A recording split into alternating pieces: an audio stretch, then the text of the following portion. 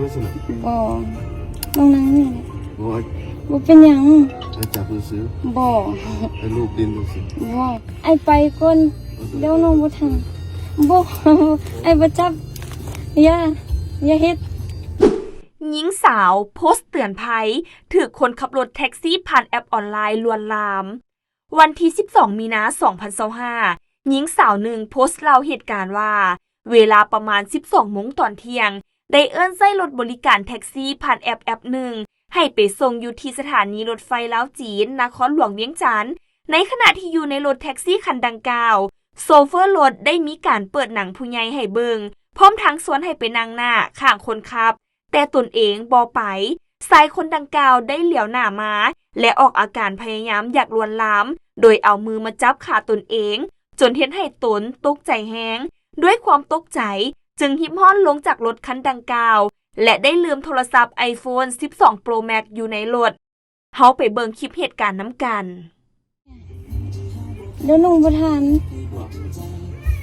เขารถไฟสิออก1 โมงเดี๋ยวนี้สิซุ่มน้องยังบ่ทันได้ซื้อปีรถไฟเทื่อไอ้ไปก่อนจังได๋ไอ้มาไอ้จังซื้อก็ได้มันนั่งข้างหน้าไม่สนับบ่น้องนางนี่บอกบ่เป็นหยังไอ้จับซื้อบ่ไอ้ลูกดินซื้อบ่ไอ้ไปก่อนเดี๋ยวน้องบ่ทันบ่ไอ้บ่จับอย่าเฮ็ด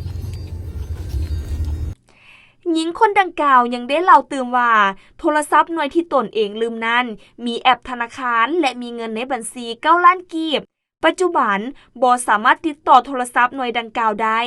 ฉะนั้นผู้เกี่ยวจึงได้โพสต์ภาพและวิดีโอชายคนขับรถแท็กซี่บริการคนดังกล่าวนั้นลง Facebook ส่วนตัวเพื่อให้คนอื่นช่วยแชร์ข้อมูลให้ชายคนนั้นเห็นและติดต่อกลับมาและเอาโทรศัพท์มาคืน